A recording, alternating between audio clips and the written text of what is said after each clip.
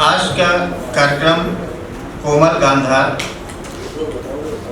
इसको आपने कई तरह से देखे हैं, टीवी पे भी और भी तरह तरह से धारावाहिकों में भी आजकल टीवी पे भी आ रहा है। इसके राइटर हैं शंकर शेष जी। इसको निर्देशन किया है रहमान खान साहब ने। इसमें महाभारत का एक अलग अंश दिखाया जाएगा जो अलग अंदाज में होगा और हमारे कार्यक्रम कलाकार आपके सामने प्रस्तुत करेंगे।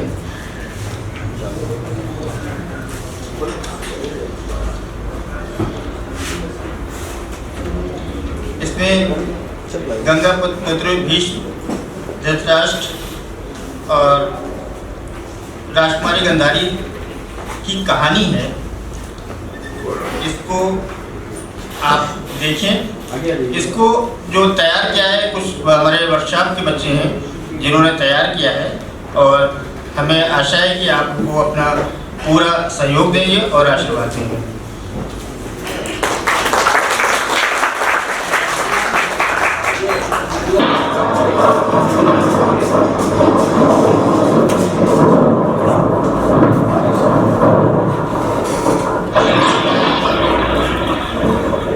पहाड़ों पर उतर रही जैसे साँझ की संध्या और नीले पटिए सा आकाश, उस पर मरते हुए सूरज की देह। लगता है किसी ने खोद दिया उसकी छाती में समय का खंजर और अंधेरे सा बिखरता हुआ ये स्याह रंग। गले में किया फसाए मौन खड़ी है विधवाओं से शिकायत, फिर भी चल रहे हम। क्या कोई जरूरत थी? आखिर कर्तव्य नहीं। साथ में कितने ही घोड़े, कितने ही सैनिक और कितना रात हार, फिर भी चल रहे हम। आखिर कब तक चलेगा ये सिलसिला? सच्चाई जानने के बाद भी अपने कंधों पर एक झूठ लिए क्यों फिर रहे हैं? और कर्तव्य भी ऐसा जिसकी व्याख्या मैं नहीं कोई और ही करे।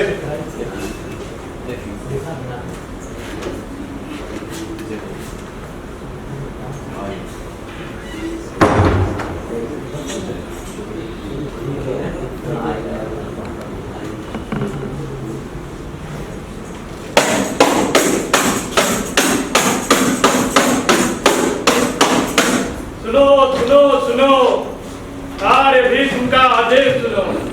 अब यात्रा यहीं रोक दी जाए, अखों को यहीं ढील दी जाए और लगा दिए जाए शिविर।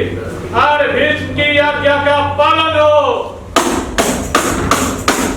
सुनो सुनो सुनो सुनो सुनो सुनो। तो आखिर भीष्म ने रोकी थी हमारी यात्रा, इससे क्या फर्क पड़ता है? चलो, भीष्म के जीवन में कहीं भावना का विराम तो है। कोई बात नहीं, अब वो आती ही होगी और आते ही ताने की सैकड़ों सवाल सीधे मेरी छाती पर। कोई मुझे इस रास्ते की बेडौल शिला क्यों नहीं बना देता प्रभु? कोई मेरे आंखों की पुतलियां आखिर क्यों नहीं छीन देता प्रभु?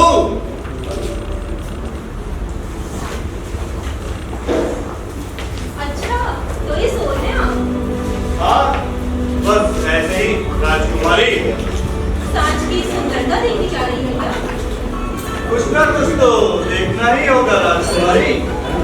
यानी सुंदर तो सुंदर कहने के लिए भी तैयार नहीं हो। अरे फोटो देखो, दूर दूर तक फैला है जैसे सोना ही सोना। और आकाश में तो जैसे गेंदों के फूलों का जंगल ही भर आ गया। सचमुच मेरी तो थकावट ही भर गई सुहागिन सांझ को देखकर। आपके लिए तो स्वाभाविक है राजकुमारी। और तुम्हारे लिए भी नहीं? क्योंकि मैं मानता हूँ चीज की खूबसूरती चीज में नहीं, देखने वालों की आंख और उससे ज्यादा मनोस्थिति में होती है राजकुमारी। वाह, कितनी जल्दी हर बात कर देते हो तुम। आदत क्यों ठहरी? ये भी कोई आदत है भला? पूरे रास्ते बेमन रहे और अब भी वैसे ही उदासी, अलगाव, ऐसा क्यों है संजय? शायद बचता हूं। किस बात की? अच्छा समझी। क्या? यही कि इतने दिनों से घर से दूर हो, शायद किसी की याद आ रही है तुम्हें? अरे उसका तो सवाल ही नहीं उठता, क्योंकि याद की गलियों में तो भर गई है केवल धूल ही धूल और कांटे ही कांटे। समझी नहीं। हर बात की तैयारी को जानना चाहती है राजकुमारी। ये आदत मैं नहीं पढ़ सकती है। अजीब है, कोई कुछ बोलता ही नहीं। ये आदमी है कठपुतली? क्या ठीक नहीं बोलता? बोलता है, बोलता भी नहीं, बीच बीच में पूछ जाता है कैसी हो। और वो दादी? वो ना बोले तो अच्छा है। संजय, बीच में यात्रा क्यों रोक दी? ये की इच्छा बस इतना ही? साथ नहीं हो गई क्या? पहले भी तो हुई है, पर कई बार चलते रहे। जानती हो वो एक सीमा चिन्ह है और उस पार है गंधार और उस पार है आर्यव्रत। यानी यानी कल सवेरे छूट जाएगा मेरा गांधार। ये पहाड़, ये पठार, ये उतार, ये चढ़ाव, ये हस्तिनापुर बहुत पास में है संजय। हाँ यानी मैं मायके लौटकर वापस कभी भी नहीं आ पाऊंगी। ये शब्द मेरे नहीं है राजकुमार। तो और किसके हैं? पितामह भीष्म के। अब शब्दों के पार का शब्दों को कभी गंभीरता से नहीं लेना चाहिए। और फिर भीष्म ने क्या गलत कहा? हो सकता है तुम हस्तिनापुर में इतनी डूब जाओ कि मायके रखाने की वापस करूं।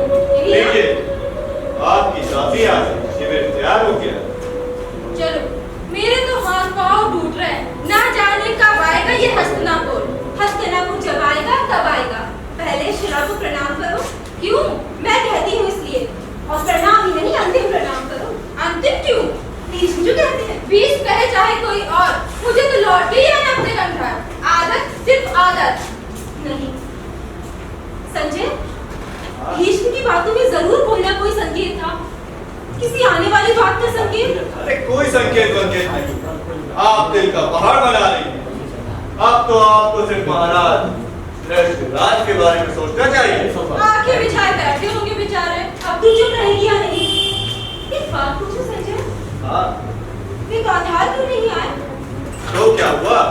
भीष्म तो आए हैं इतने सारे सैनिक और राजसंभार के साथ। ये मेरे प्रश्न का उत्तर कहाँ? स्वयंवर के मामले में मुझे अपवाद बनाने की क्या जरूरत पड़ गई संजय? स्वयंवर हो तो के भी क्या फर्क पड़ता है?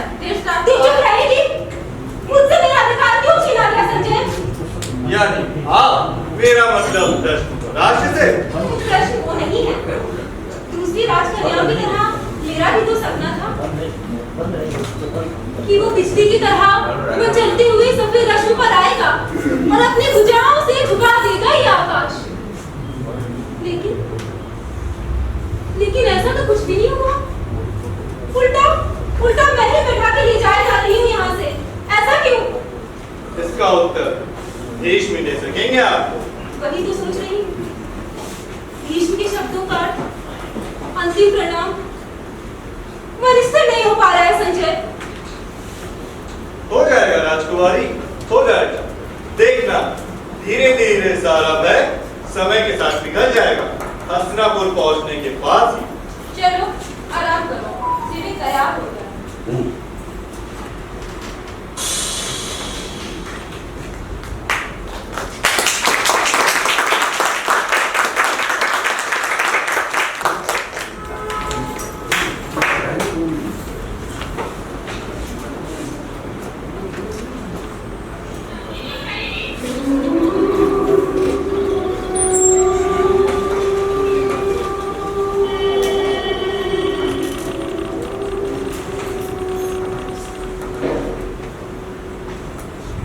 क्यों दोहराया तुमने मेरे शब्द?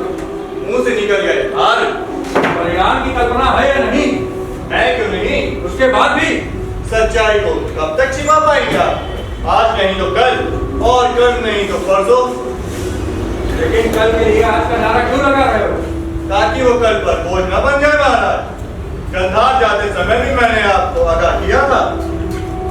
है। अंतिम शब्द परिणाम का क्या असर होगा उस पर? चौकी यानी घबराइए नहीं महाराज। आपके शब्द उस पर एक गिरे हुए चट्टान की तरह है और उसे सच्चाई का आभास तक नहीं। स्वाभाविक है।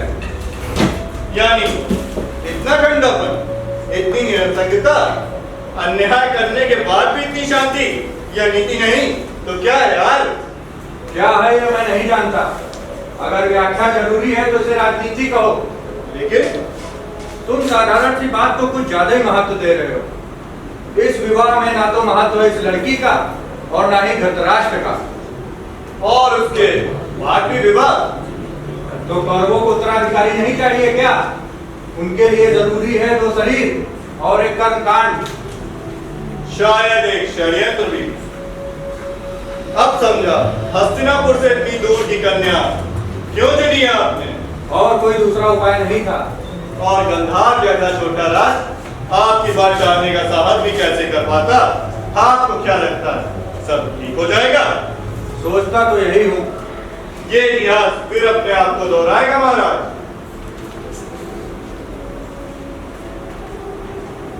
ऐसा कैसे कह सकते हो तुम? वैसे भी अपने आप को सजा देने का अधिकार भले ही मुझे हो, लेकिन दूसरों को नहीं। अब दूसरा अपराध आप झूठ बोलकर कर रहे हैं महाराज। गंधारी को इस शापित कुल से बांधकर। और कोई दूसरा उपाय नहीं है, क्योंकि जीवन को गतिहीन मानने की बड़ी भूल ही नहीं, सार्वजनिक शपथ लेने का आवेश था। कभी हर आवेश उतरता जाता है संजय। धीरे धीरे बढ़ता जाता है एक अकेलापन। ऊपर उठना ही काफी नहीं, कहीं कहीं फैलाव भी जरूरी है। क्यों? क्योंकि वो अंधा है, उसका शरीर अंधा नहीं। शरीर रहते धर्म से मुक्त कहां? आपके कुल के लिए यौवन मांगना कोई नई बात नहीं यार। मैं अपनी बात नहीं कह रहा, तब अपने पिता की। कितनी भूख और तड़पन थी उनकी आंखों में। ऐसा लगता था सारा रक्त निचुड़ जाएगा उनका और आंखें बाहर आ जाएंगी। कहीं इसीलिए तो उन्होंने आपको इच्छा मृत्यु का वरदान तो नहीं दे दिया महाराज? फिर भी अपना सब कुछ देने का कहां सौभाग्य मिला हमें। सोचता था ब्रह्मचारित्व की बात सुनकर पिताजी खुशी से उछल पड़ेंगे, लेकिन हुआ बिल्कुल उल्टा। एकाएक उनकी आंखें भर आईं, उनका चेहरा सफेद हो गया और इस अकेलेपन से शापित मेरे भविष्य का पर्दा खुल गया उनके सामने। जीवन अपने आप में कभी शापित नहीं होता महाराज। कुछ लोग थोड़े से अधिकांश लोगों के लिए अपने जीवन को शापित बना देते हैं और फिर खुद ही न्याय ढूंढने के लिए निकल पड़ते हैं महाराज। इसीलिए जब चाहूं बाहर दरवाजा खोलकर जा सकूं, मुक्त हो सकूं। तो मुक्त क्यों नहीं हो गया? क्या करूं? सत्यवती की आंखें रोक लेती हैं बार बार। कहीं माता सत्यवती आपकी प्रतिज्ञा की जरूरत तो नहीं महाराज? प्रतिज्ञा की मांग उसने नहीं, उसके बाप ने की थी संजय। और अगर मैं प्रतिज्ञा ना करता तो वो एक कामासक्त बूढ़े के गले में बांधने से बच जाती। अपराधी वो नहीं, मैं हूं मैं। और दूसरा अपराध अब आप झूठ बोलकर कर रहे हैं महाराज। गंधारी को इस शापित कुल से बांधकर। और कोई दूसरा चारा नहीं है संजय। और गंधार जैसा छोटा राज आपकी बात टालने का साहस भी कैसे बटोर पाता? देखो कोई आ रहा है।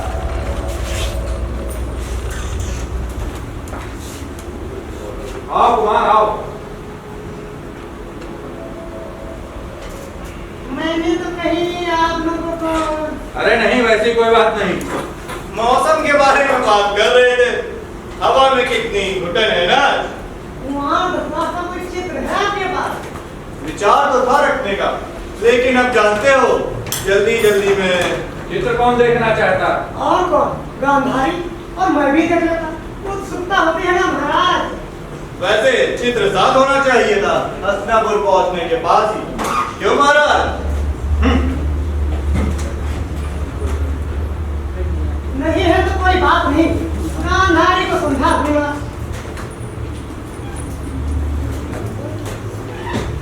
कल सवेरे का चलना है सूर्य की पहली किरण के साथ।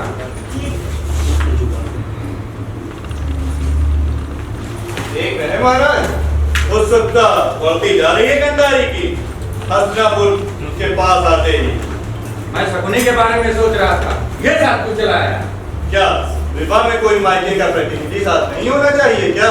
हाँ, ये गंधार नरेश के लिए इससे अच्छा भला टालने का मौका कहाँ था। खैर, हस्तिनापुर पहुंचने तक किसी को सच्चाई का आभास तक ना हो। यानी कोई कितने भी प्रश्न पूछे उत्तर होगा मौन। और इस मौन को बनाए रखने की जिम्मेदारी तुम पर है। कल से हम दोगुना रास्ता तय करेंगे। यानी शव यात्रा जैसी मौन यात्रा। हाँ, मैं सत्यवती को किसी भी कारण पराजित नहीं देखना चाहता। उनका डर अकारण सिद्ध होना चाहिए। कैसा डर महाराज? क्या तुम्हें नहीं पता? एक दासी के साथ धृतराज के संबंध बहुत गहरे होते जा रहे हैं। खैर, इसके होते इतनी संभावना कहाँ? विदुर को कौन सा राजा बना दिया? फिर भी अगर दासी से पुत्र हो गया तो, अगर उसने आगे चलकर सत्ता पर दावा किया तो? आप पे कुल के लिए यौवन मांगना कोई नई बात नहीं है। तुम मेरी बात याद रखो। तुमको हस्तिनापुर पहुंचने तक किसी को सच्चाई का आभास तक ना हो। आपकी आज्ञा का पालन होगा। हमारी यात्रा जब यात्रा से भी ज्यादा गंभीर होगी महाराज।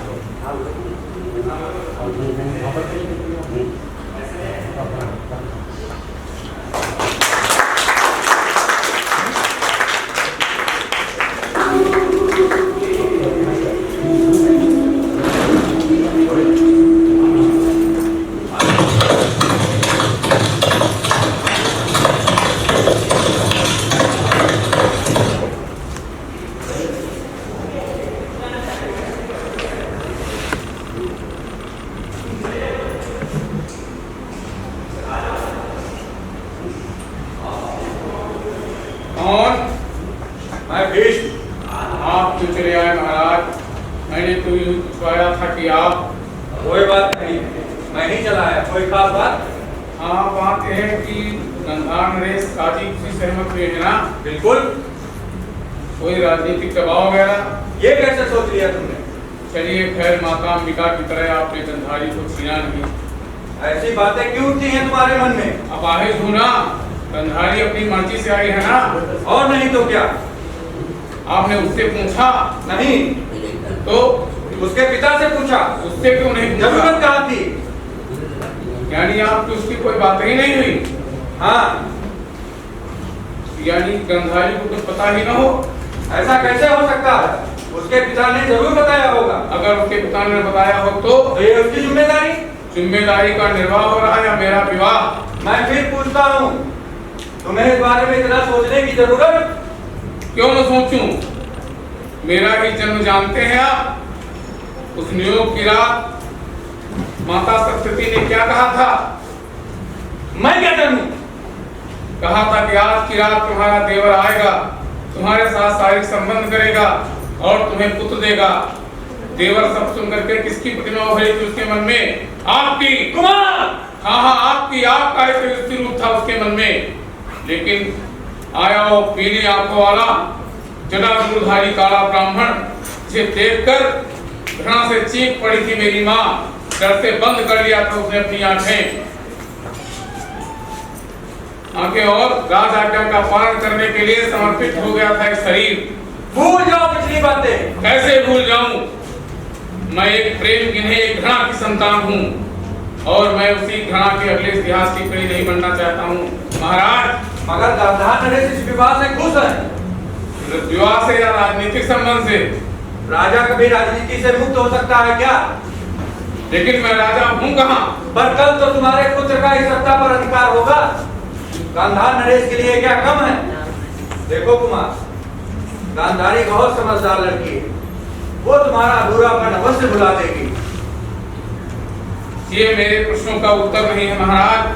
मैं सिर्फ इतना जानना चाहता हूँ कि गंधारी को मेरे अंधेपन की जानकारी है या नहीं।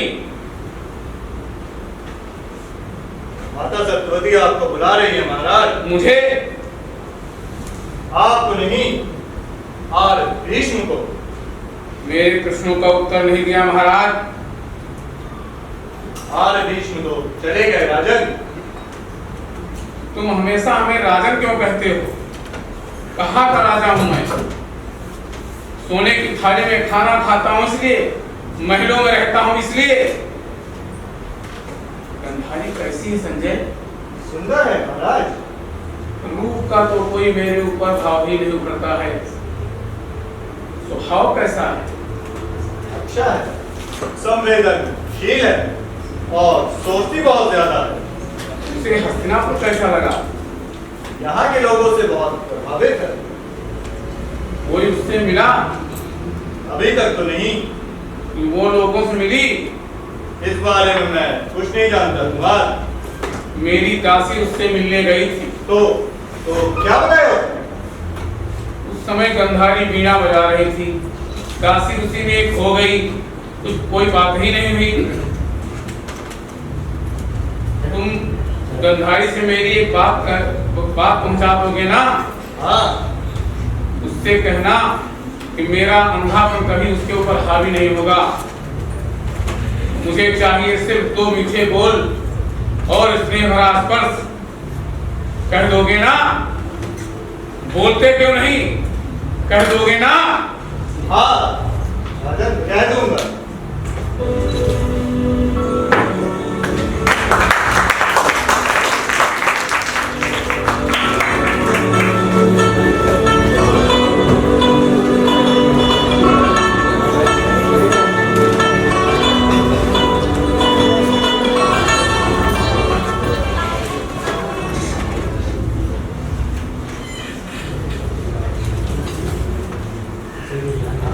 राजकुमारी, राजकुमारी, देखा हस्तिनापुर के लोग कितने उत्साही हैं। पूरे नगर को एक सुंदर वधू की तरह तैयार कर दिया इन लोगों ने। पर राजकुमारी, पर कुछ नहीं। कल मेरा विवाह है। हस्तिनापुर और गांधार हमेशा के लिए साथ में बन जाएंगे। इन तैयारियों को देखकर मैं अपने स्वयंवर का दुख तो भूल ही गई। अरे उधर तो देख, कैसे हर एक पहले दीपों से चमका रहा है। रास्तों पर फूलों के कितने सुंदर और सख्त द्वार बनाए गए हैं। लगता है बहुत दूर दूर से आ रहे हैं लोग हमारा विवाह समारोह देखने के लिए। हर दिन रास्तों पर भीड़ तो बढ़ती ही जा रही है। लेकिन राजकुमारी, लेकिन कुछ नहीं। कल मेरा श्रृंगार एक गांधार कन्या की तरह कर देना। अरे लोग भी तो देखें ये गांधार वधू कैसे लगती है। पर राजकुमारी, मेरी बात तो सुनिए। पर कुछ नहीं। विवाह से पहले मुझे अपनी कुल देवता की पूजा करनी है। पूरी तैयारी रखना। तूने क्या हाँ हूँ पर लगा रखा है तब से? कोई बात है क्या? कुछ नहीं राजकुमारी। उनकी आंखें बताना, कैसी उनकी आंखें? बोलती क्यों नहीं है? आपके साथ धोखा हुआ है राजकुमारी, आपके साथ विश्वासघात हुआ है। अच्छा, इसलिए थी ये चुप्पी? इसलिए चल रही थी हमारी यात्रा एक शव यात्रा की तरह? तो इसलिए दिया गया था मेरे पिता को इतना सारा धन? संजय, भीष्म, शकुनी और यहाँ तक कि भाभी धृतराष्ट्र भी इस घिनौने षड्यंत्र के हिस्सेदार थे। क्यों? मुझे भी आज ही पता चला राजकुमारी कि उनकी आंखें नहीं। लोग भी जान जाएंगे कि स्त्री एक खाली जमीन नहीं होती जिसे रौनक और शांति से जिया जा सके। उस शख्स को अपने अन्याय की कीमत चुकानी होगी दासी।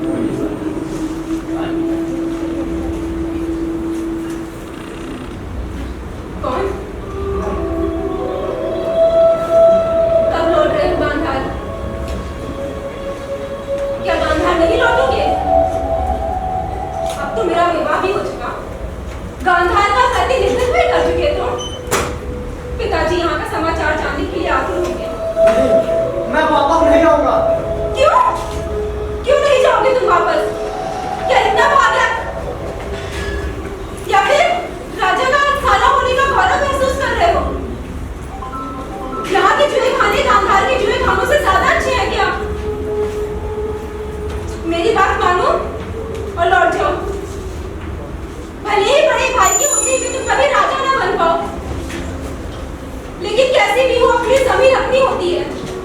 राज का मोह मुझे नहीं है, मैं अपने निर्णय से नहीं डूंगा। प्रतिज्ञा करना सिर्फ तुम्हें ही नहीं आता है। तो तुम्हें क्या कुछ भी नहीं मालूम था शकुनी? इसीलिए तो खड़ा हो गए मुझे अपने पिता से। मैं बीच में दोष नहीं देता, उसका पक्ष का लग रहा है। मगर मेरा पिता क्यों शामिल हुआ अपनी संतान के रचित षड्यंत्र में? क्यों की इतनी छूट बात? मुझे तो खेद हो रहा है ऐसे आदमी की संतान कहलाने में। राजनीति इतनी पतित बना देगी व्यक्ति को, यह मुझे पता ही नहीं था। मैं शराब और जुए खाने को तो दांतों से काम है, पर इतना नीचे नहीं गिर सकता। तो क्या तुम्हें पहले से कुछ भी नहीं पता था शकुनी? मालूम होता तो तुम यहाँ आ पाती, फिर होता युद्ध। जमीन पर लौटते हुए भीष्म के सैनिकों के मस्तक। अगर मेरा क्षुद्र पिता भी आ गया था, वो भी मारा जाता। तब भी हम हार जाते शकुनी। पर चुपचाप समझौता कर अपनी कन्या को बेच देने का कलम तो नहीं लगता गांधार पर। मैं क्या बोल के जाऊंगा, लोगों को क्या कर दूंगा? गांधारी कौन? आपकी दासिया। शकुनी गांधार नहीं जाएगा। मैं भी अपने लिए यही कहना चाहती हूँ। तू अब जाने से भी क्या फायदा? आर कृष्ण आर एस्टोर। अच्छा तो मैं चलता हूँ। आ रहे हैं। सुन लिया, आज पहला दिन है तो हमारा श्रृंगार कर दो। देखेगा कौन? फूलों की बेली। रहने दो, जो हो गया सो हो गया। इतनी उदासीनता से जिंदगी कैसे कट पाएगी? पूरा शहर तुम्हारे जय जयकार कर रहा है। तुम्हारी जैसी पतिव्रता को स्त्री पाकर लोग धन हो गए, गुरुवंश तो चुरकाट हो गया। और कुछ फूलों की बेली, तेरी बात पूरी हुई या नहीं? अभी नहीं। जाती है या नहीं? शब्द नहीं सुने तूने मेरे? लेकिन मेरी बात तो जाए नहीं होगी ना?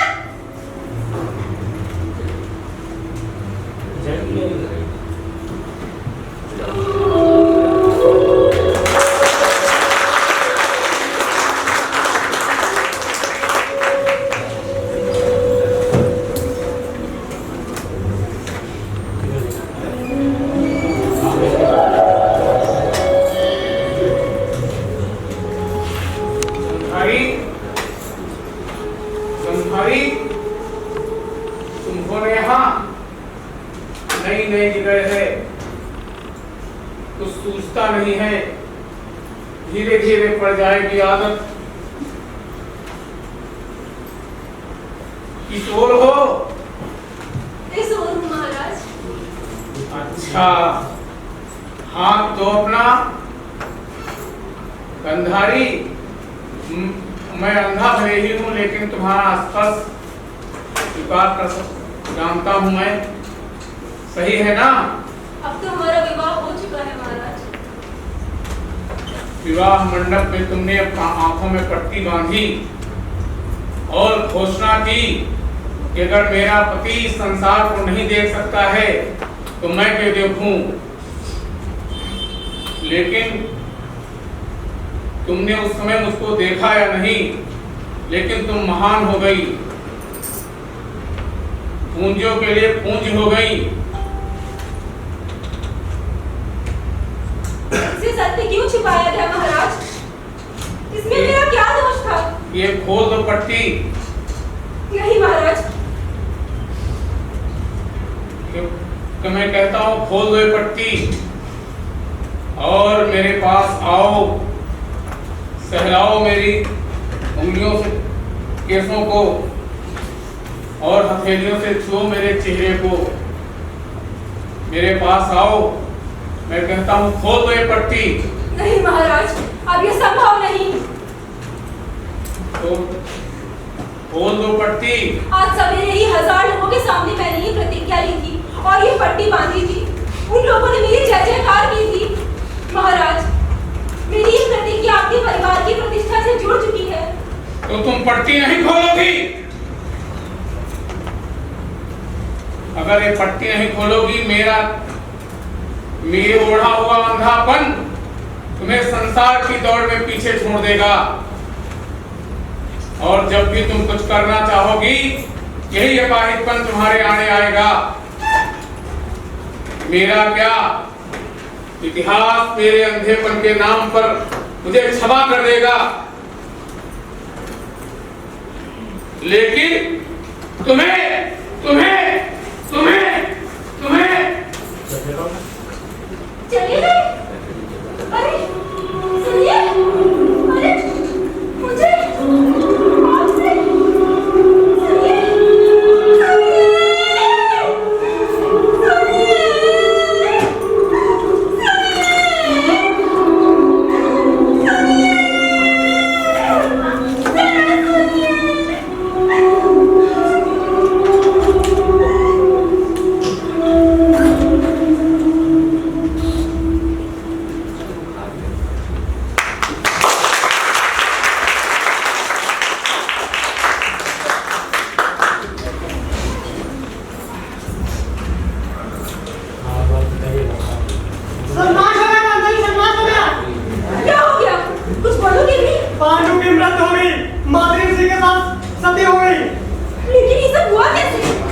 माद्री के साथ संग करते हुए पांडु की मृत्यु हो गई और उसकी पांडु की चिता में माद्री कूदकर सती हो गई और ब्राह्मण उनके दोनों के अजरी लाश लिए नगर आए हुए और भस्माट भी मिल गए हुए हैं। पर कुंती? हाँ, कुंती भी आई हुई अपने और माद्री के बच्चों के साथ। यानी कुंती के भी बच्चे, माद्री के भी बच्चे? तुमसे पहले हो गए उन दोनों के बच्चे। कुंती सब कुछ हारकर बहुत कुछ जीत गई। पर शकुनी? क्या मिला तुम्हें इस ओढ़ेवाल नृत्य से? सारी कुंती सुन गई या नहीं? नहीं, कुंती नहीं जीत पाएगी। मैं कहती हूँ कुंती नहीं जीत पाएगी। मेरा बच्चा दुर्योधन!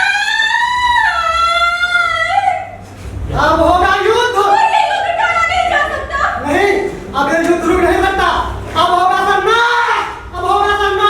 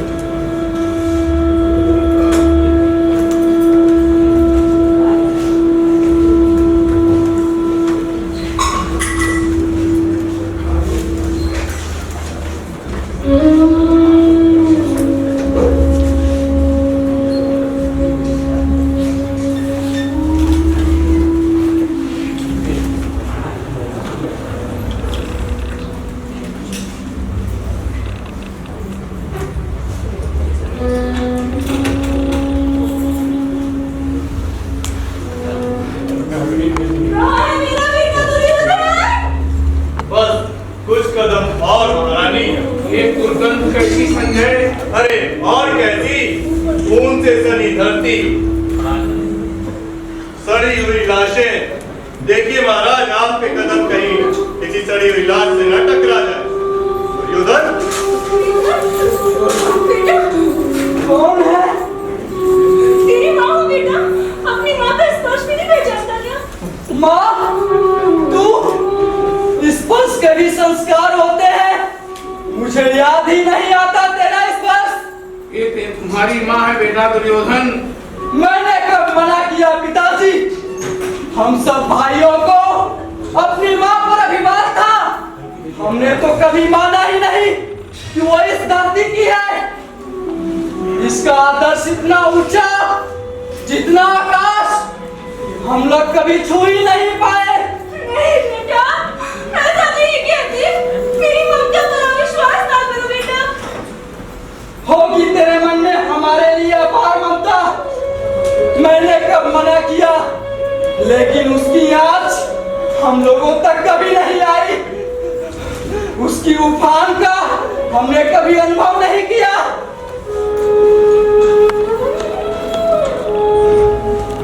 वो दिवस थी बेटे। हो सकता है पिताजी, हम सब भाइयों को बचपन से यही बताया गया कि तुम लोगों की माता महासती है। उसने संसार में पति भक्ति का नया आदर्श दिया है। हम लोग जीवन भर उसकी महानता के आतंक में जीते रहे। वही तो कह रहा हूँ पिताजी, मैं उसकी दृढ़ता को समझता हूँ, इसीलिए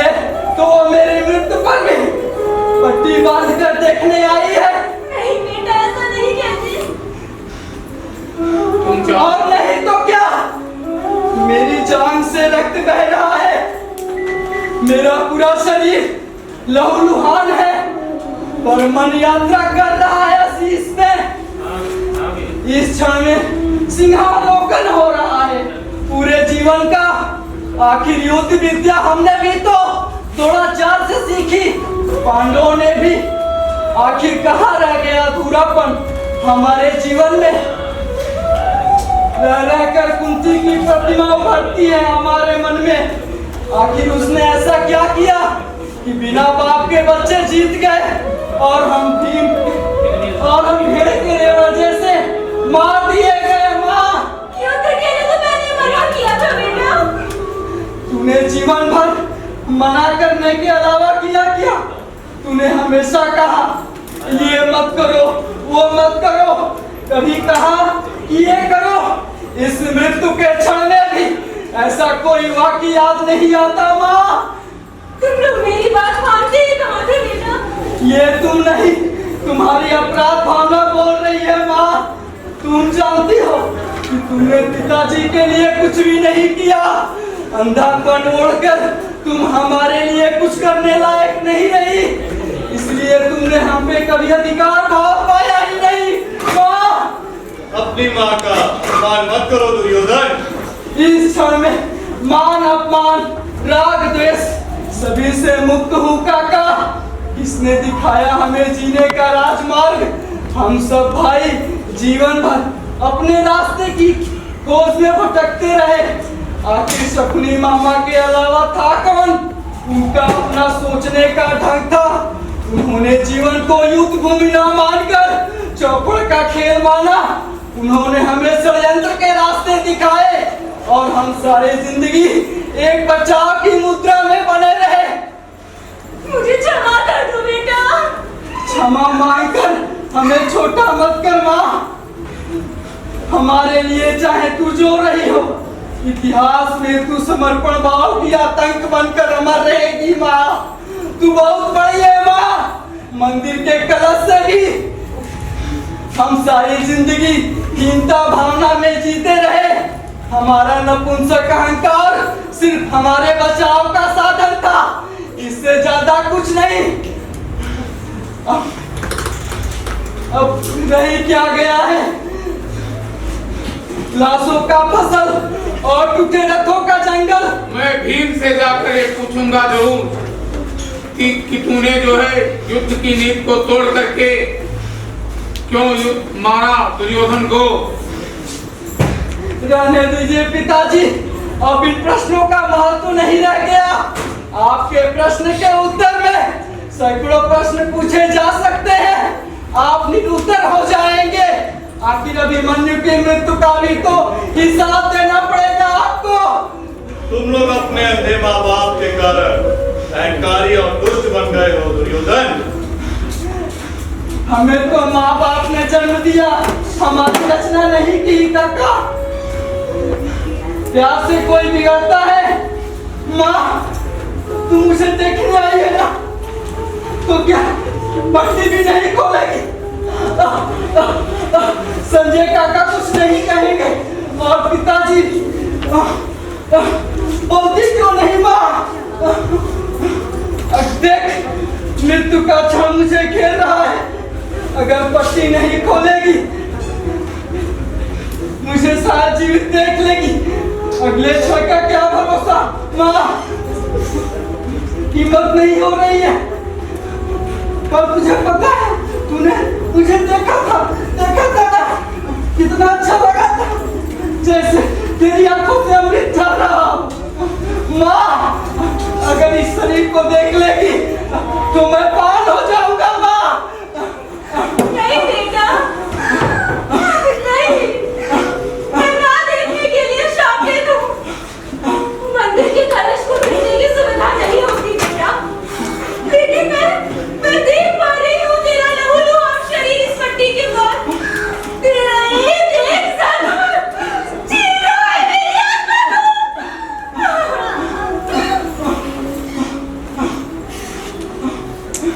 रहने दीजिए पिताजी, मेरा जिद करना ठीक नहीं। कल इतिहास मुझे कोसेगा कि मैंने एक महासती को साधारण स्त्री बना दिया।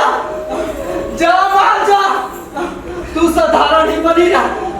हम सब असाधारण लोगों की असाधारण माँ, हम साधारण ही जन्मे वैसे ही मरे। जा माँ जा, माँ।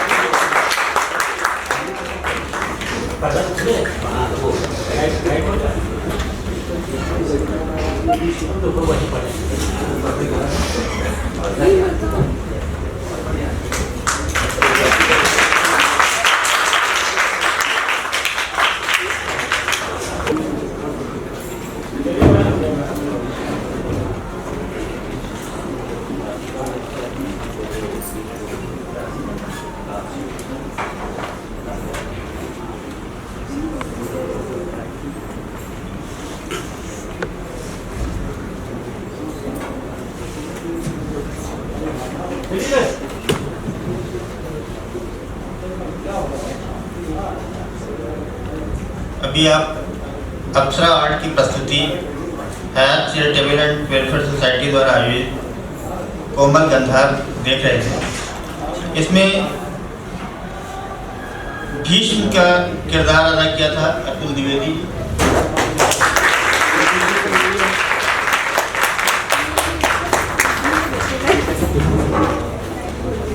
गंधारी है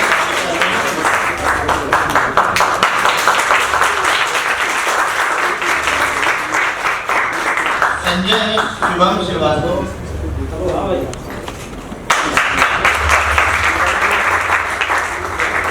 दासी है अनामिका सिंह।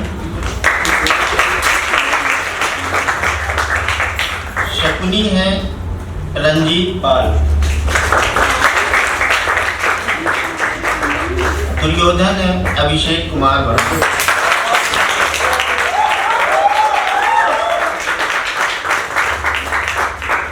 नादी वाला है मनीष पाल।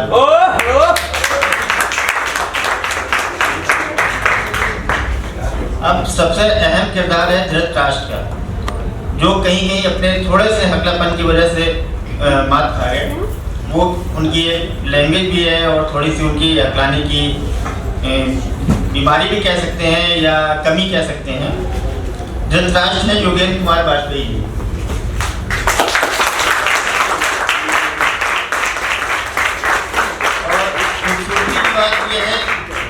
ये रहमान सर का निर्देशन है और इसमें इन्होंने असिस्ट भी किया है। मेकअप विजय जी।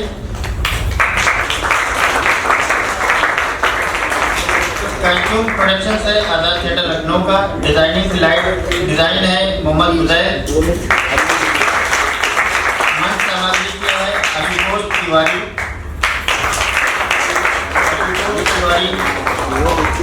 अमन मौर्य, राम मनोज, अभय प्रजापति, आदित्य प्रताप सिंह। रिहर्सल इंचार्ज भी हैं अभिषेक कुमार पाल।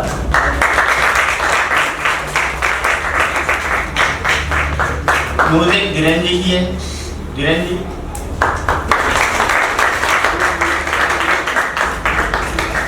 वीडियो है कृष्णा प्रोडक्शन का। उद्घोषक यानी मैं। परिकल्पना और निर्देशन जैसा कि पहले बताया रहमान सर, इसके बारे में कुछ कहना। आज पुराने ज़माने की कहावत है कि सूरज को दिया दिखाना, लेकिन आज के बारे में कह सकते हैं कि 0 वाट को 500 वाट की मरकरी दिखाना। रहमान सर,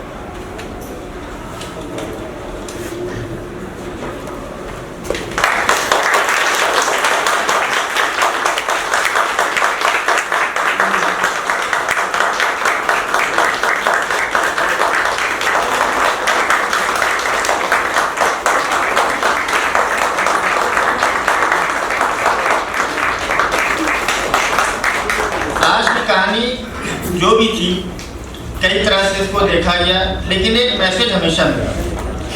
मैसेज सिर्फ ये था कि दिलकश नज़ारों में छुपे पुरफरेब रास्ते अफसोस ज़रा हमें सुझाई न दिए। हर घड़ी मोहतात रहे दुश्मनों से, मगर आस्ती में छुपे सांप दिखाई न दिए।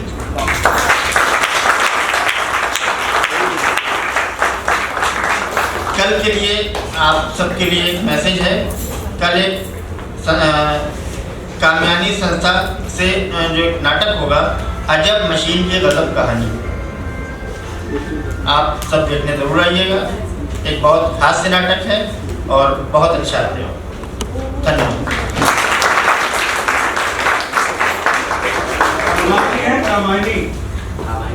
कामयानी नहीं, कामयानी कामायनी।